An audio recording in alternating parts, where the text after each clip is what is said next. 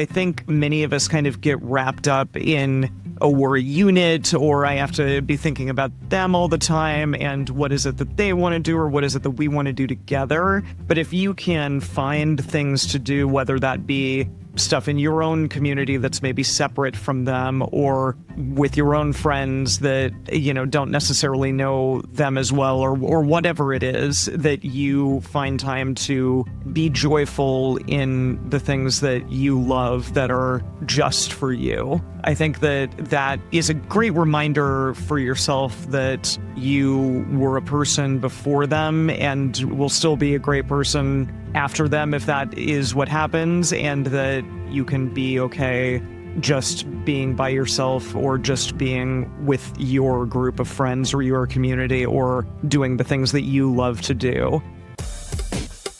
Welcome to the Multiamory podcast. I'm Jace. I'm Emily. And I'm Dedeker. We believe in looking to the future of relationships, not maintaining the status quo of the past. Whether you're monogamous, polyamorous, swinging, casually dating, or if you just do relationships differently, we see you, and we're here for you. Things I know I did, forcing me to form myself to fit.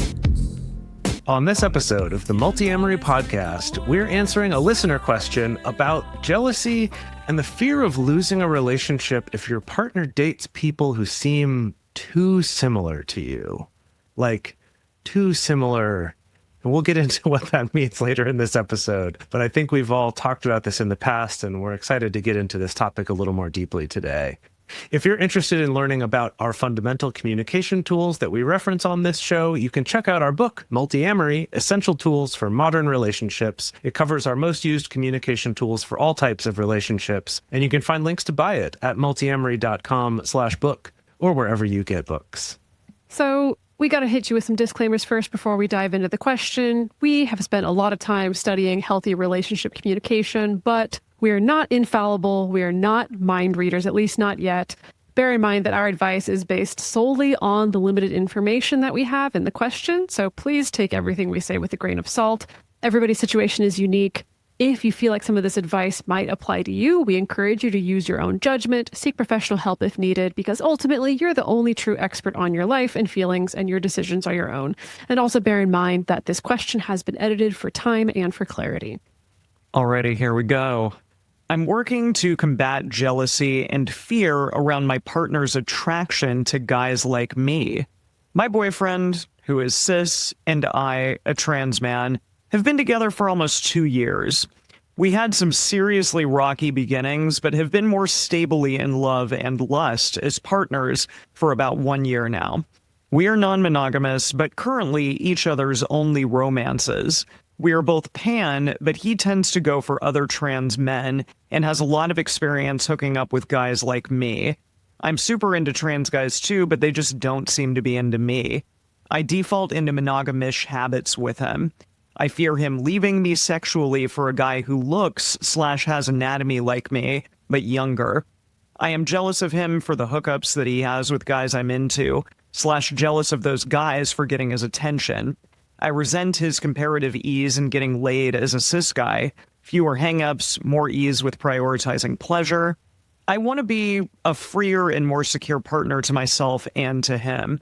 Issues of inadequacy around my looks and gender run deep, and he's one of the few people I've felt so seen by, and it makes me feel territorial, which sucks.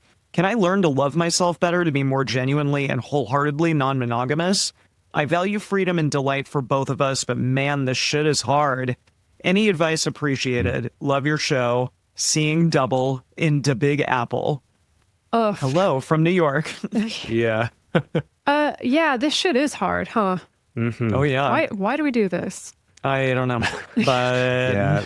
I mean, the first thing that jumped to my mind is that fear of being replaced by someone who's interchangeable with you, but younger and hotter, is not exclusive to non-monogamy. Like that's, I think, something that a lot of people can identify with. I think especially women are socialized to identify with that. But I think that also shows up a lot in the gay community for the people that are more on the twink side of things, I'll say, or like the boy side of things, where, yeah, there is this sense of like, what makes me hot is my youngness, and like that's the role I play here. And so I could just be replaced by someone younger.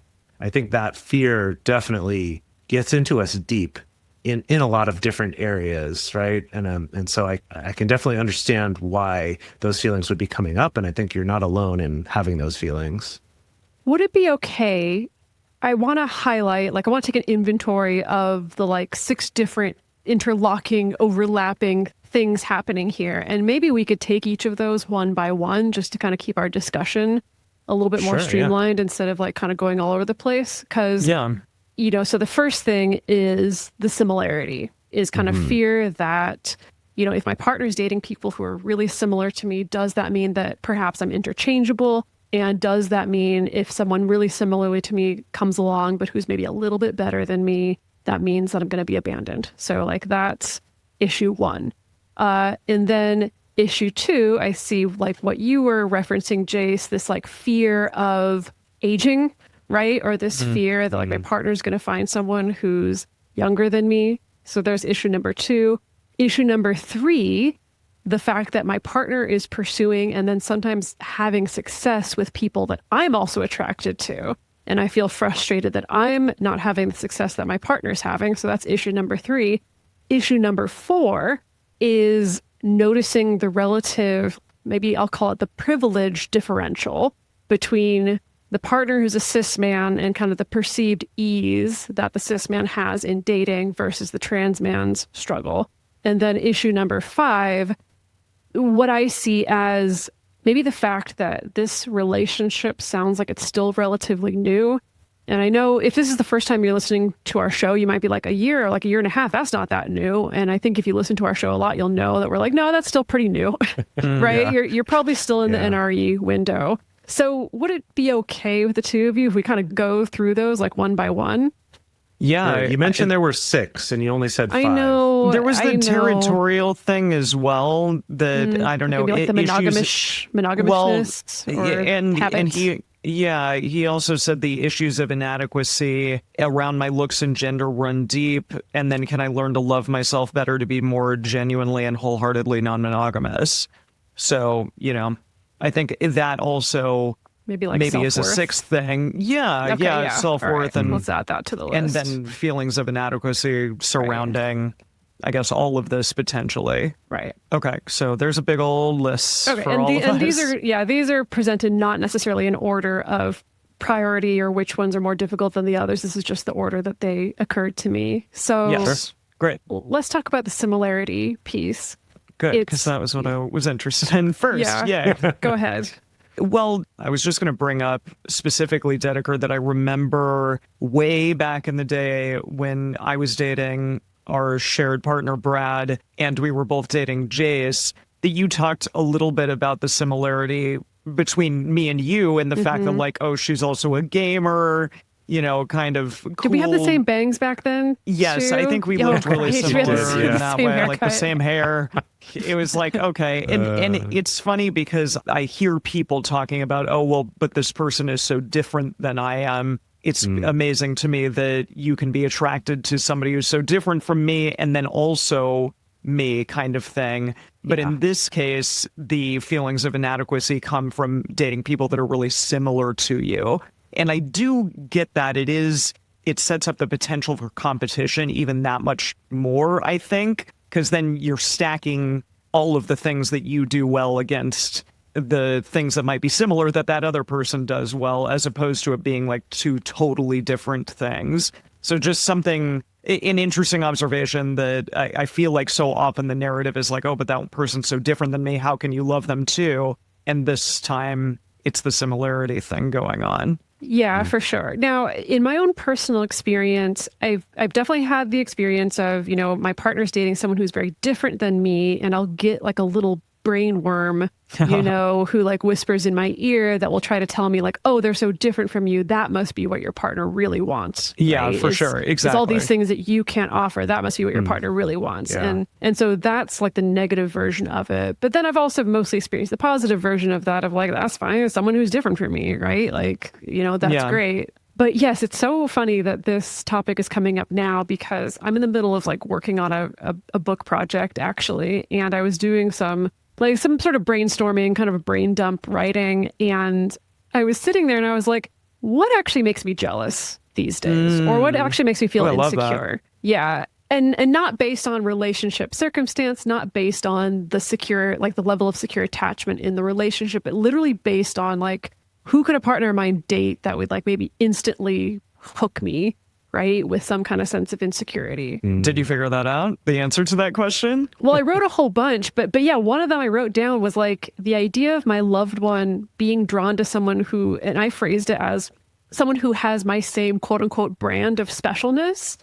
Oh, right? wow. So as in, That's really interesting. and so it's like, what are the things that I think are my brand of specialness, right? Running a podcast, so like another person a rival who is a podcaster. podcaster, right?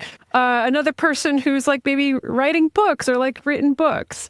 Maybe someone else who like speaks the same languages that I speak, or maybe someone else who, I don't know, like does the same hobbies that I do. It all leads down to like, if this person mimics my brand of specialness, and if they're even just slightly better at that brand of specialness than me, then I feel like I'm gonna die.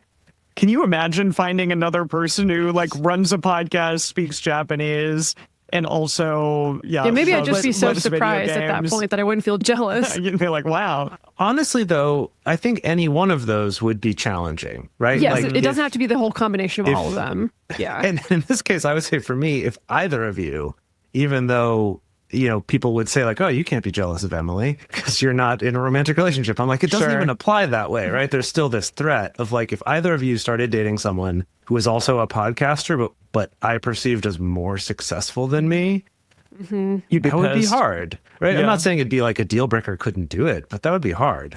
You'd be Right? like, Emily, break up with them immediately. I'm going to do a platonic veto on you. Yeah, exactly. I Right, love right. that. Maybe a professional veto. There you go. Right. And the reason why I say that is more to point out that like, yeah, depending on what you kind of see as your unique specialness, like Dedeker was just talking about, your unique brand of special, that even if they're honing in on just a little bit of that, like in the question asker's case, they're just focusing on the fact that these are trans guys for the most part, and that's like a special brand of uniqueness that they're kind of honing in on that, even if they might have totally different other interests, but it is easy to focus on the one that is the same. Kind of like you were talking about, like both of you liking games and that was a hard thing early on, or for me, if they were a podcaster or something, like that would be hard. Or if I started dating someone new who spoke Japanese more fluently than Dedeker, I Whoa, could see That'd be not hard. her having a hard time possible. with that.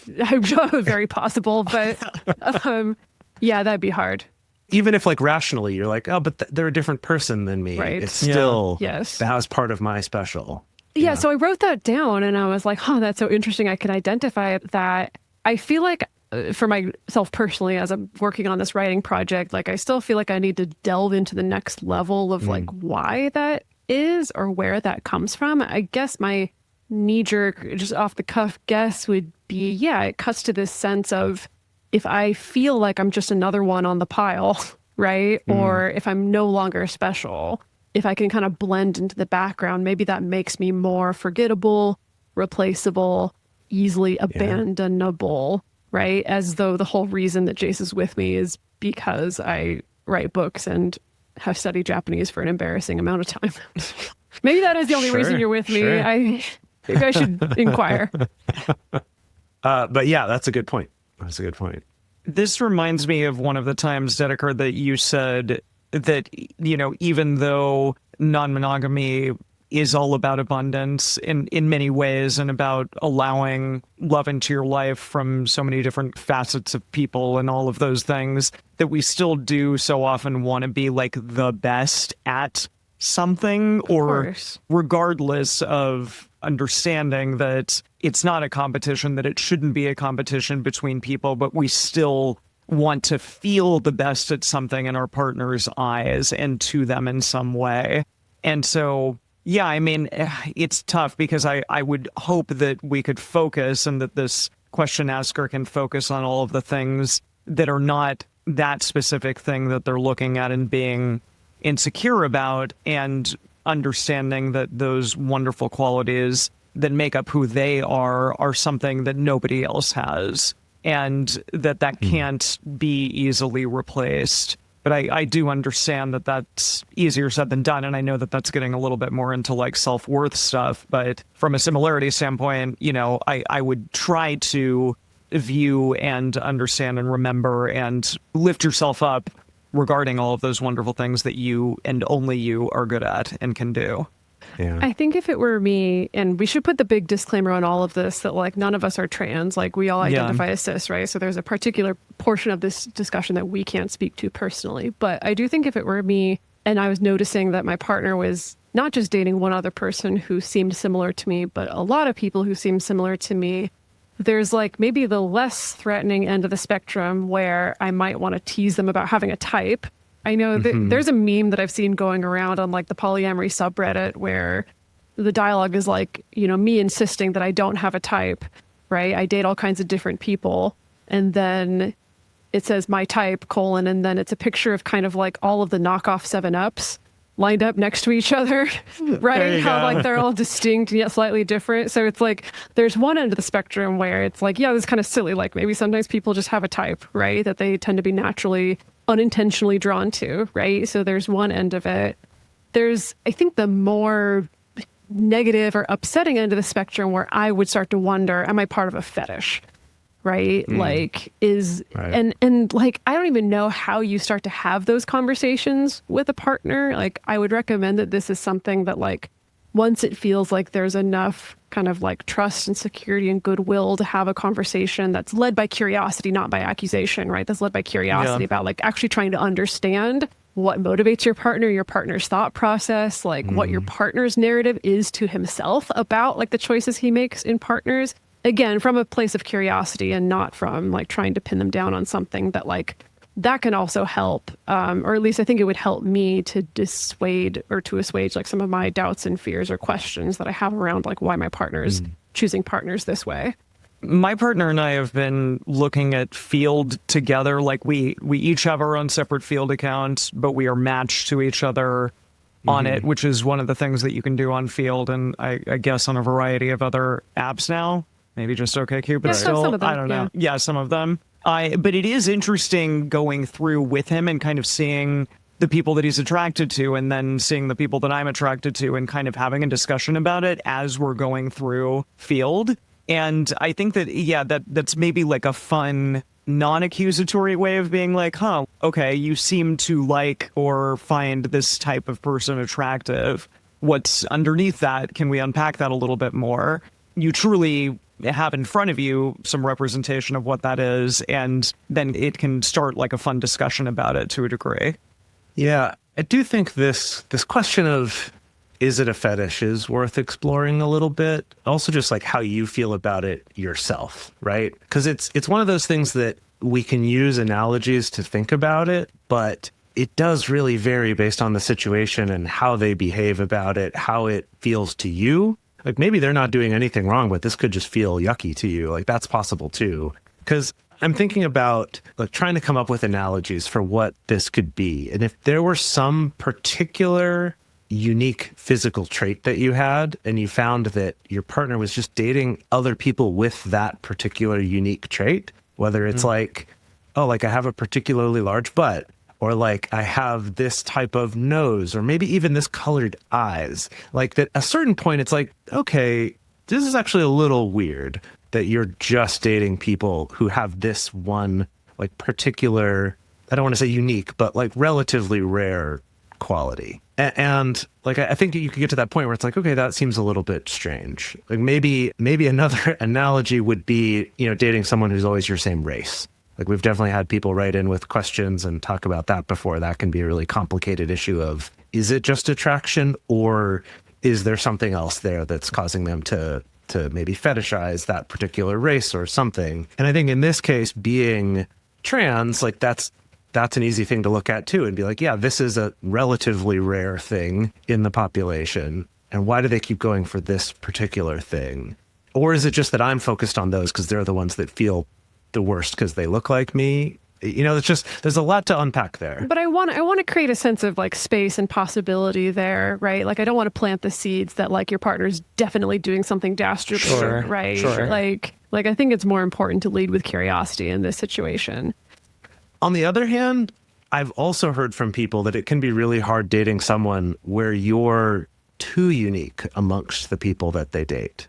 I've found that for men who date men, there's kind of this trope of, oh, you're dating like the guy who's dating a guy for the first time. And there's kind of this like, like they're now like projecting all of their shit and all of their baggage on me because like I'm this weird, unique thing that's making them explore this new part of their life. And like maybe that's exciting and cool, but it's also challenging. So just to throw that out there as another way to think about this situation of your partner being attracted to trans men like you are, that there is a certain amount of like, at least you're not having to be the only one who's talking to them about that and being that experience for them. Is it okay if we talk about the fear of aging and very Why don't helpfully, we? very, It's very three helpfully, aging people. Why Emily, not? thank you that you also clarified in parentheses not being young when you wrote it down. Yeah, was that me or was that you, Jace? I wrote that down. Oh, it was Jace. Okay.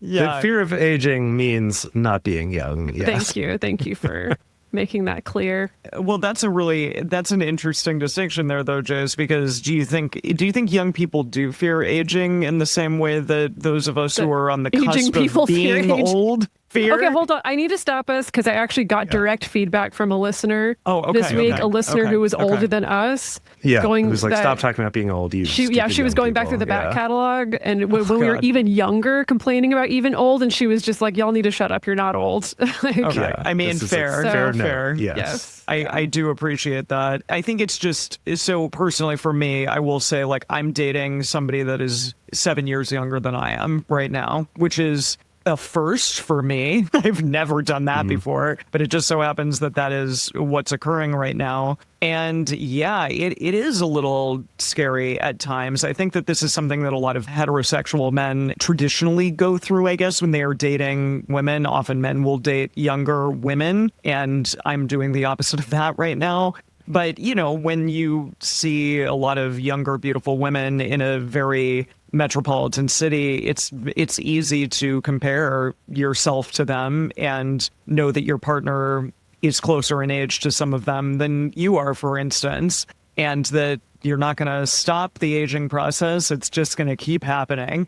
So all of those fears, absolutely, we get it and sympathize and empathize with all of that. But again, I do think it's a privilege to get older, and it's a privilege to also be in a position where you have a lot of wisdom and a lot of time just living on this planet and knowing things that younger people don't. And I try to tell myself that when my body is never going to be the youngest body or the most beautiful person or whatever. But I do have, I think, a lot of experience that people who are quite a bit younger than I am don't have. And I at least can look at that and know, like, that's something that I hopefully can bring to the relationship in a way that other people might not be able to who are younger than I am. I'm going to drop in the insufferable Buddhist alert. It's about great. to happen. Here I we don't know go. what it sounds like. I guess it probably sounds like a gong or like a singing bowl. That's the Yeah. We should, Yeah. You don't have a singing bowl, Dedeker? I What don't, kind of Buddhist are you? amazingly. This all makes me think of a client I had years and years ago, like right when I was first starting to work with clients. And she shared about examining her feelings that would come up when she felt jealous of, if her partner dated somebody who was younger. And that she had a moment of realizing, like, oh, yeah, it totally makes sense for me to have upsetting feelings seeing a younger person because, like, I'm going to die sooner than they are. And for her, it was a place to offer some compassion to herself instead of getting lost in the comparison. And that's something that I've tried on sometimes too, where like when I find myself comparing my looks to somebody else or just like being so baffled watching teenagers make TikToks or whatever it is that makes me feel old, that then I remind myself, right, it's because I'm going to die. And for me, rather than that being a It source of offers you some anxiety. comfort. I don't know, what call it comfort. It's a redirect. It's a redirect into the horror of death instead of the anxiety of insecurity. No, I'm just kidding. No, I find it more of a, I don't know. It's like okay, sorry. Okay, I already gave you the insufferable Buddhist alarm, so I'm not going to keep apologizing. Okay. I don't know. I think it's good to have reminders of our own mortality. And for me, it actually helps snap me out of, okay, instead of sitting here crabbing at myself or feeling insecure, I should be enjoying my life and be happy to be alive right now. And to me, that helps act as like a little circuit breaker, I suppose, that knocks me like out that. of like that comparison game. That's not going to work for everybody, but it helps for me. Okay. I feel like I need to rein us back in because I feel like we've gone off the deep end, off of two different deep ends on different sides of the pool. I don't know how this pool works. Well, one pool, there is death. One end of the pool, there is death. And at the other end of the pool, which I guess is Emily's end of the pool, it's like somehow regressing to become an infant or something like that. I don't know. I'm not saying that. What? It's a Benjamin Button kind of a thing, aging backwards. No, I don't know. To bring it back to, though, is that, if we're feeling jealousy or feelings about people that are younger than ourselves, that's one thing. But I think that when it comes to this specific, looking at it from the lens of my partner is dating other people. Some of them might be younger than me. Some of them might be similar to me, that kind of stuff. That I think we're also going to be remiss if we don't remember that there's this aspect of, yes, but your partner's dating you. And it sounds like there might be some communication challenges here, but ultimately, like, you've been together for a couple of years and you said that mostly you've been romantic with each other. So you're having hookups with other people, but your partner is with you. And I think that on the one hand, you could say, well, if my partner dated somebody else who was younger and hotter than me and just the same as me in every other way, which of course is absurd to actually have that happen, but it can feel that way, that if they would leave you for that person, it's like, well, then maybe this wasn't really a relationship worth hanging on to. And I know that sounds so grim to say, but it's kind of like, you're not that replaceable. And I don't think your partner would think of you as that replaceable. And if they did, fuck them. Like, kick them to the curb right now, right? If they're like, oh yeah, I'm dating you until I find someone younger and hotter. Who would say that? It's a terrible thing to say. If your partner said that, you should not be into this person. Like, that's just a very red flag, a chartreuse flag, if you will. Chartreuse is green. Shit. What's Are the you word? thinking A like vermilion flag. Vermilion. Creamy A Thinking of vermilion flag. flag. Yes, thank you. Maybe that's a good time to take a little break.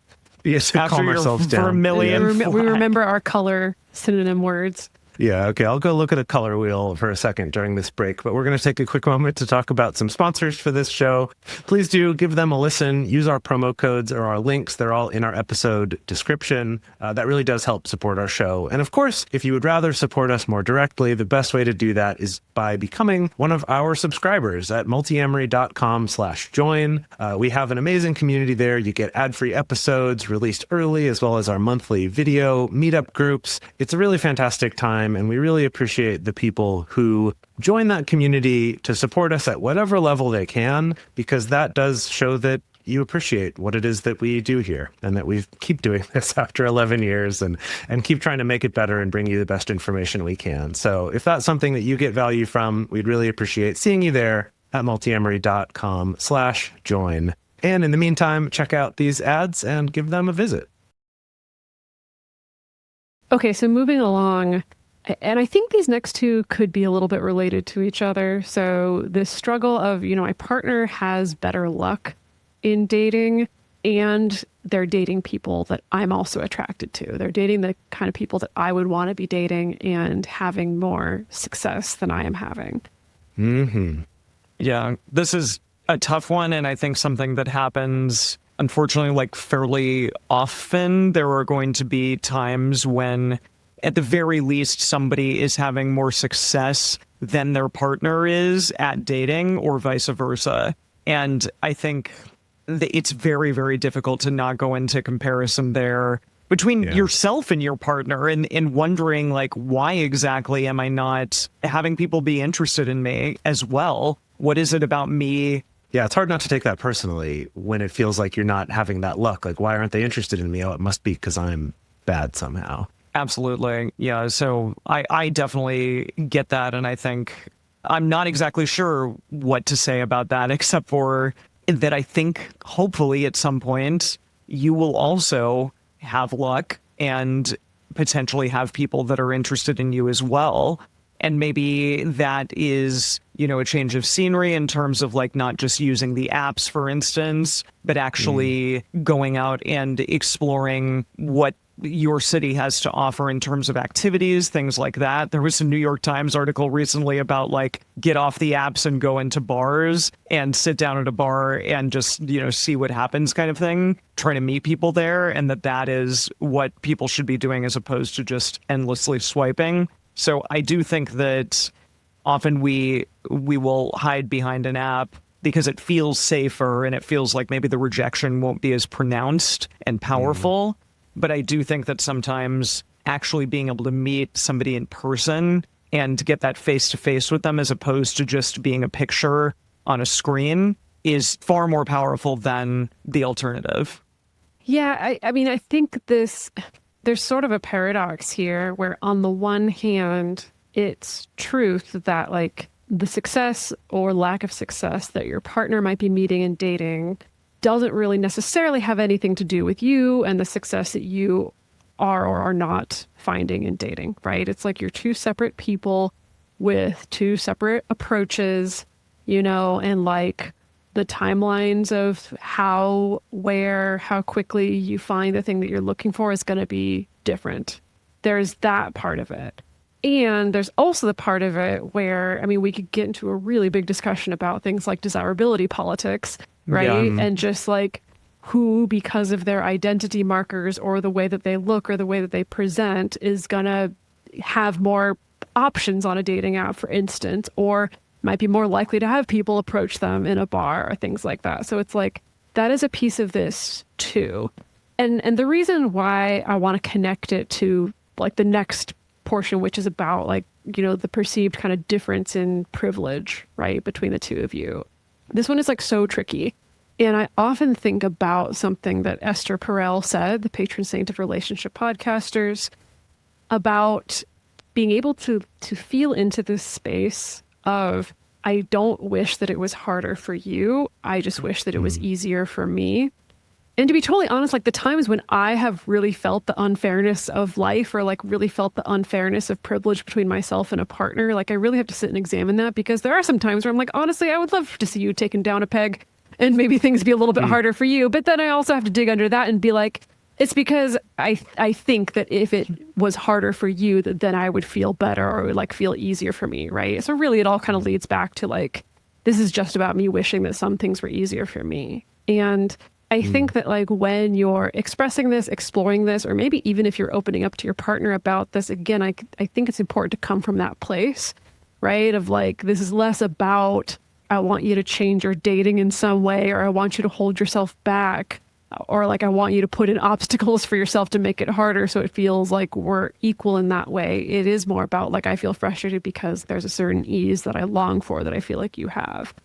And again, I don't know if I'm very helpful because I don't think that's necessarily like an actionable conversation that the two of you can have. Like, it's not like necessarily a solvable problem, but it is a place where you can like understand each other, right? And maybe get some empathy and join each other in that way. Something else to think about with this particular situation is that when you're on apps, like if most of your dating's happening through apps, and we're just assuming that that's the case, since it tends to be nowadays, but in the apps, you can set up in advance a lot of filters for who it is that you're looking for based on all sorts of things, among those being gender, age, orientation, things like that.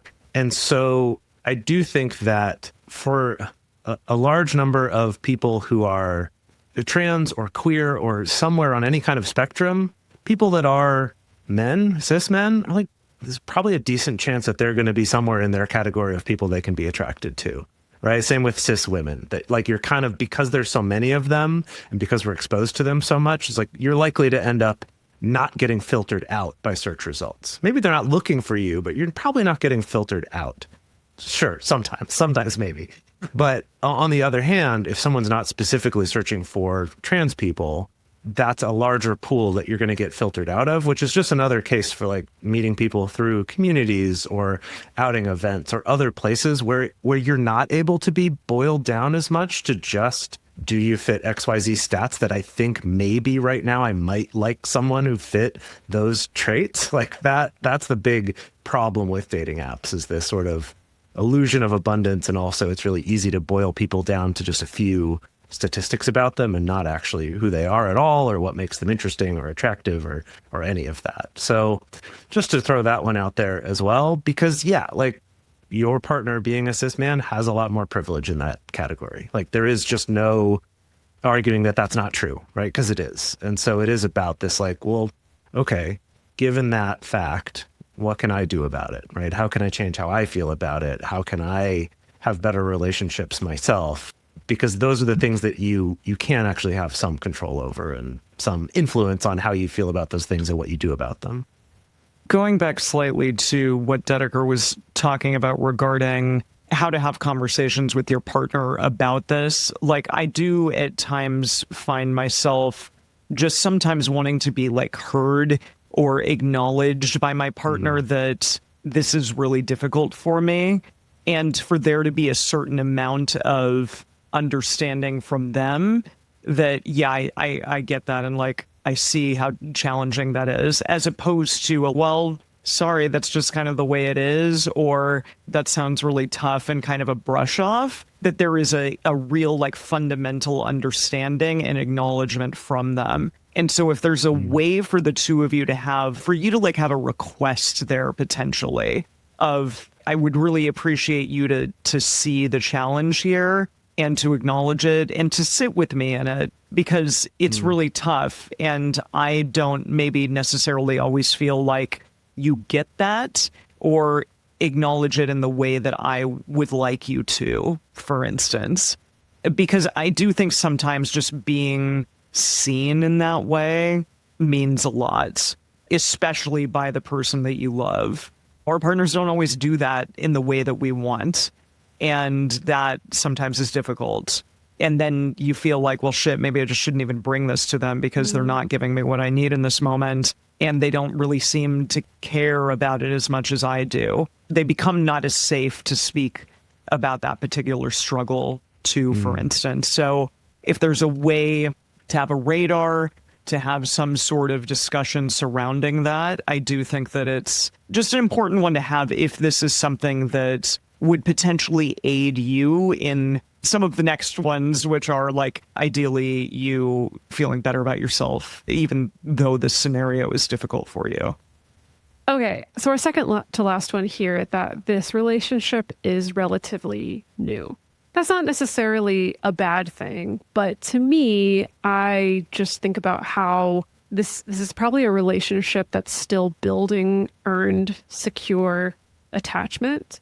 And even if you're both very conscientious and very communicative and very intentional, maybe your partner is even really great at offering reassurance, that's good. You know, you shouldn't stop that necessarily. However, sometimes you just need to actually live through the experience of your partner going and dating someone or going and hooking up with someone and then coming back home to you, literally or metaphorically. You don't have to be living together. You know, your partner coming back to you, and like your nervous system needs to experience that sometimes 100 times before it actually gets the message of, oh yeah, okay, I can rest a little bit more. Like I know my partner's here, right? Like even if my partner's going out and hooking up, even if my partner's going out and hooking up with people who seem similar to me, even if I have these challenging emotions come up, I come back to my partner comes back to me, we're able to reconnect and feel close again. That like sometimes that needs to be repeated many times, and many more times than can happen in even just like the first year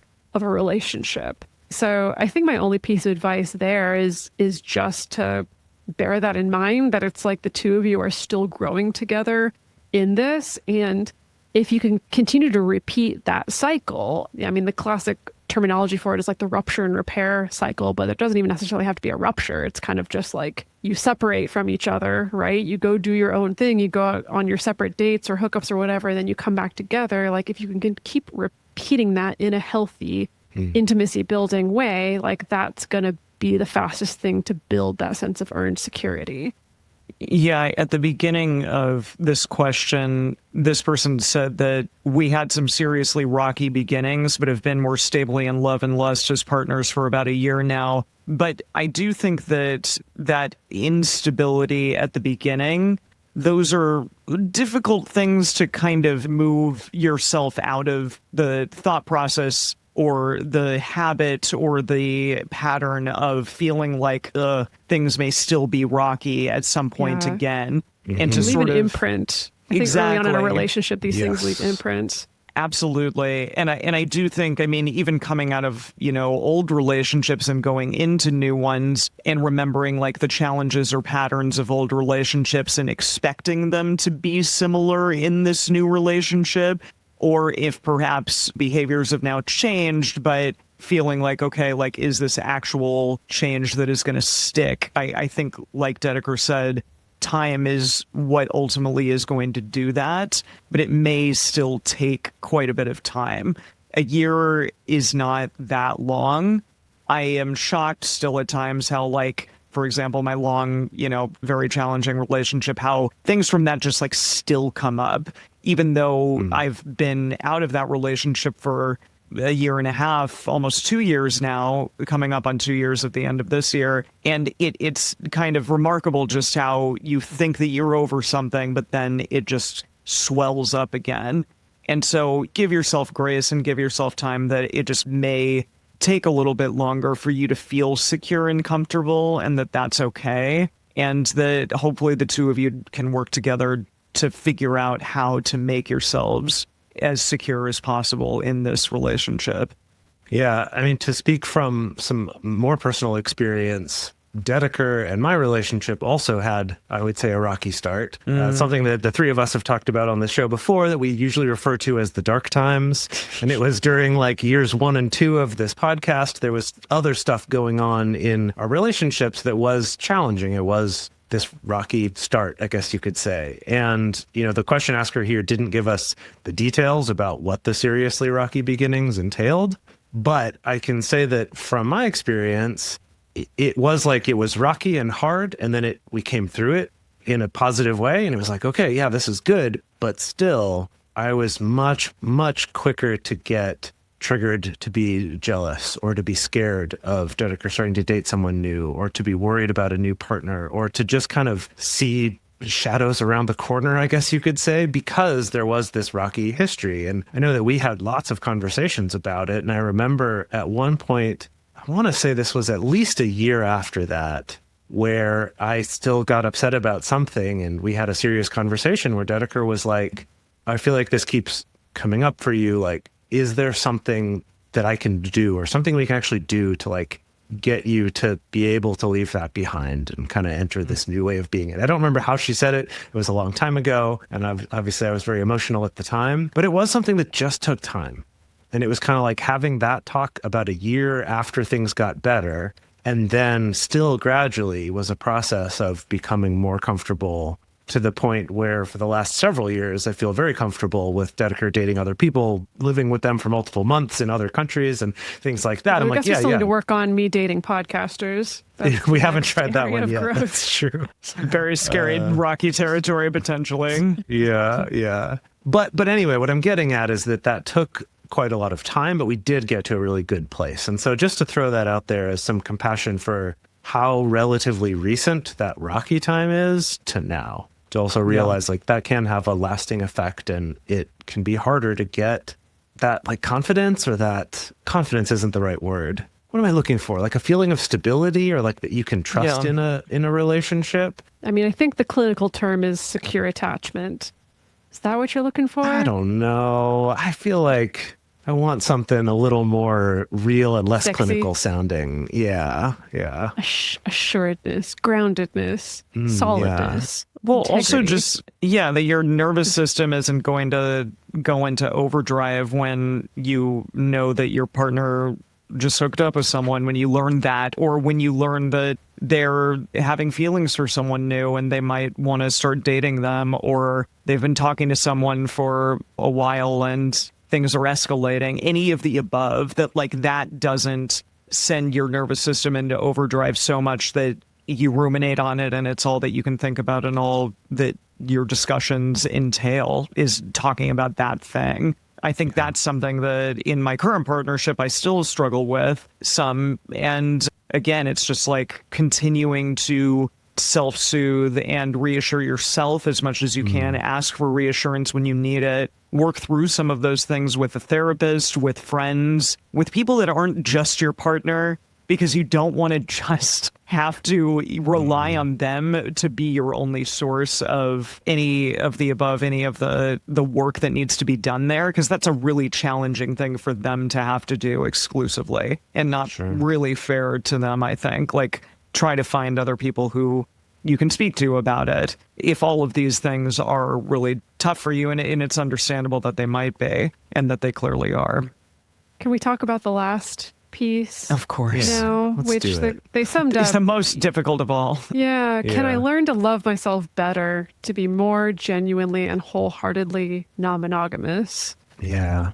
Can all of It's a this? beautiful way to phrase the question. It Just, is. Yeah. How can I love Yeah. myself more fully? I like that. I mean, I That's a feel like goal. I need to slide right at the gate and say, myself personally, I really disagree with the idiom about how you have to love yourself first before anybody else can love you. Because sometimes the way that we heal and learn how to actually love ourselves is through the love of others, not just the romantic love of others. It can be the platonic love, the queer platonic love, the familial love of others. And yeah, I think that when you're really down in the dumps about self-worth and self-image, there's two places that I tend to go. One of them is I just kind of try to lean on whatever love is there in my life. And now traditionally for some people, it's like turning to a partner for some sort of like external validation or reassurance. And that's okay. Like, I don't think that that's like absolutely toxic. Like, sometimes we need that. We need the pep talk from the people who know us and love us the most. But it also can be good to just like lean on your community, to lean on your chosen family, right? To reach out to the people who are in your network, even if you're not sure if like it's okay to ask for things.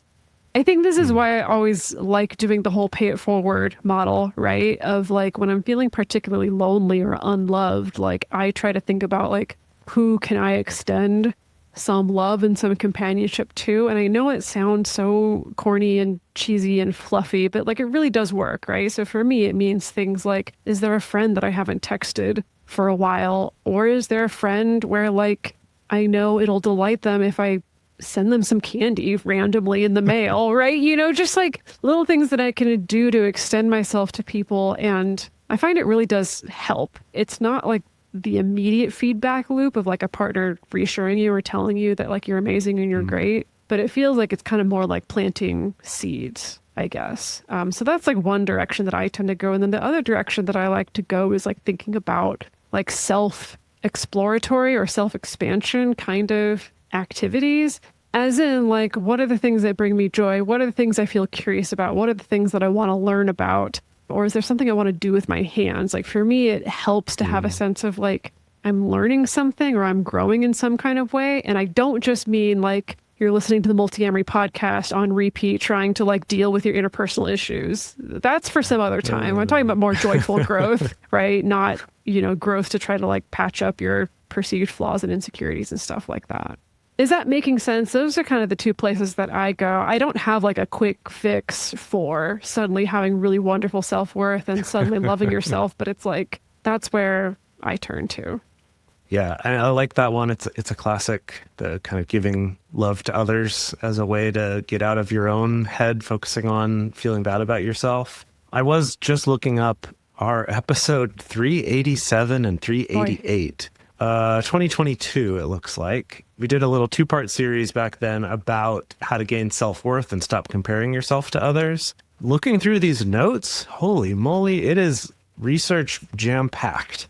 Really? So, you know, buckle in, get your notepad out, maybe go back, check those episodes out for some resources. It looks at a lot of different studies, talks about a lot of different possibilities. I'm pretty sure we talk about this one of kind of paying it forward, like Dedeker talks about. There's also gratitude is one that comes up a lot. And I know that's so played out in the like positive psychology world, but it is one that's been shown to be helpful. And there's a lot of evidence to support that, of like focusing on the things that you are grateful for helps get your brain thinking about those things more often. If you force yourself to think about them sometimes, then they're easier to think of other times. So there's a lot of stuff in there. So you could definitely go check out those 2 episodes as well. 387 and 388, called How to Gain Self-Worth and Stop Comparing.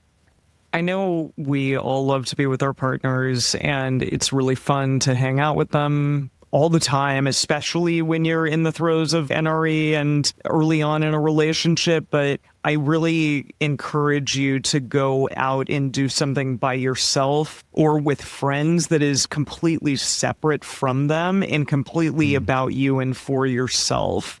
And kind of see how lovely that can be, because I think many of us kind of get wrapped up in, oh, we're a unit, or I have to be thinking about them all the time, and what is it that they want to do, or what is it that we want to do together, or, you know, we need to be hanging out with their friends or our mutual friends or stuff like that.